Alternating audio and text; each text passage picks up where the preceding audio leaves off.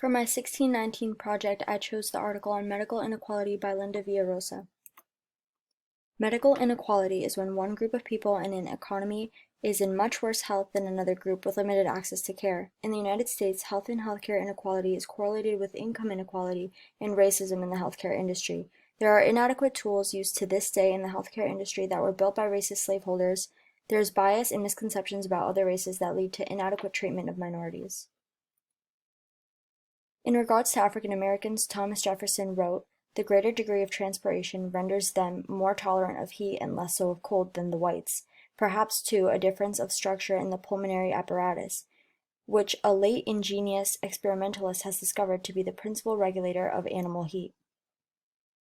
This may have disabled them from extricating, in the act of inspiration, so much of the fluid from the outer air, or obliged them in expiration to part with more of it." He then concluded and wrote, "I advance it therefore as a suspicion only that the blacks, whether originally a distinct race or made distinct by time and circumstances, are inferior to the whites in the endowments both of body and mind. It is not against experience to suppose that the different species of the same genus or varieties of the same species may possess different qualifications." He wrote this in the Notes on the State of Virginia. When a leader of a nation makes statements like this, and then states that one group of people is better than another, it creates a divide amongst everyone. It pushes everyone back in the movement towards acceptance and equality. Since this country was founded, its own leaders created ideologies of which race was superior to the other. These beliefs have carried over into medicinal practice. A racial bias study was conducted at the University of Virginia. In this study, participants were asked to rate pain and were asked about the differences between black and white people. In the first study, data was collected from 121 participants. In this study, 92 were white, American-born, and native English speakers.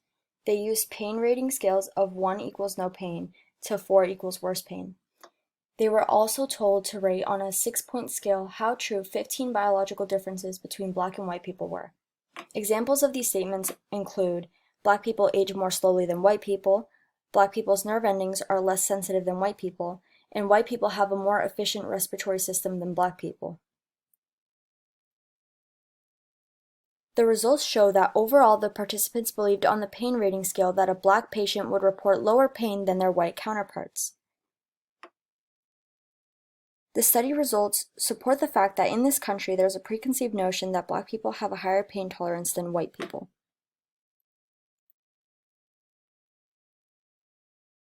The dangerous misconception in the medical field that black people have a higher pain tolerance than white people can be dated back to 1787. Linda Villarosa wrote in her 1619 project essay, "British doctor Benjamin Moseley claimed that black people could bear surgical operations much more than white people, noting that what would be cause of insupportable pain to a white man, a black person would almost disregard." To drive home his point, he added, "I have amputated the legs of many black people who have held the upper part of their limb themselves."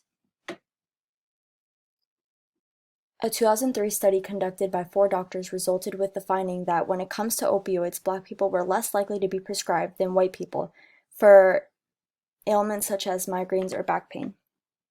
These 4 doctors concluded that physicians were less likely to prescribe opioids to black people, and this disparity was greatest for conditions with fewer objective findings. In childbirth, black women have a highest mortality rate.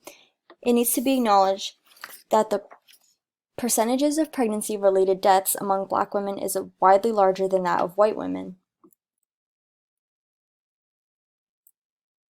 A 2003 review of studies examining racial disparities in pain management published by the American Medical Association Journal of Ethics found that black and Hispanic people, from children who needed adenoidectomies or tonsillectomies to elders in hospice care, received inadequate pain management compared with white counterparts.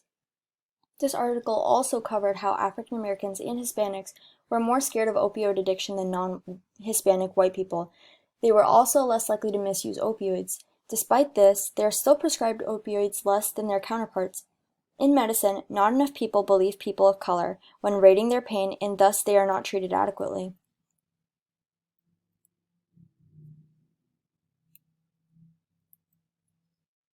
In Hamza Shebin's How Racism Creeps into Medicine, she noted one key finding in what would become a 613-page report was that soldiers classified as white had a higher lung capacity than those labeled full blacks or mulattoes. The study relied on the spirometer, a medical instrument that measures lung capacity. This device was previously used by plantation physicians to show that black slaves had weaker lungs than white citizens. This research was conducted in 1864. This was used to validate and further push the idea that black Americans had weaker lungs, thus genetically very different from white people. Jefferson's statements were supported by this, and this idea has carried on well into modern times. Shaban found that racially adjusted spirometers are used in most countries today. Samuel Cartwright, a Southern physician, published his belief in black Americans having lower lung capacity. He saw forced labor as a solution. He also wrote that enslaved people were prone to drapetomania, a mental illness that caused them to run away from their enslavers. He prescribed whipping the devil out of them as a preventative measure. On the right, we have a picture of the 19th century spirometer.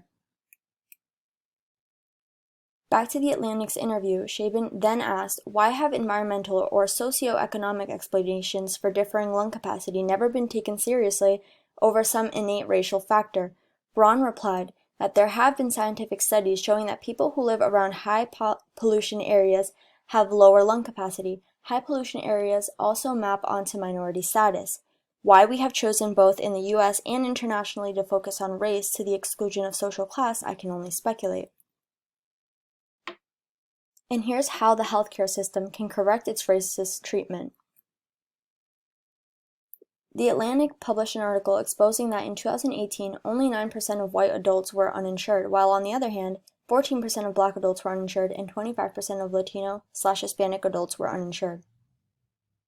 The coronavirus has only made this worse since over 10 million Americans lost insurance sponsored by employers. These disparities need to be fixed. Next, hospitals are founding stones for our community's system of healthcare. They must focus on the social and economic factors that play into the medical racism. Boston Children's Hospital began a community outreach program for low-income Black and Latino children who might not have seen medical attention for asthma. This resulted in a fall in readmission visits, ER visits, school absences, and missed workdays for their parents. In other hospitals that have taken similar initiative, there have also been falls in readmissions. Next, having more representation in the healthcare system will dramatically change results. Speaking as a Hispanic person of color, I feel more heard when speaking to doctors and nurses who look like me than white professionals. I've previously been brushed off by white professionals. Research shows that involvement from Black doctors reduced cardiovascular mortality gap between races. Representation can ensure that people are being heard.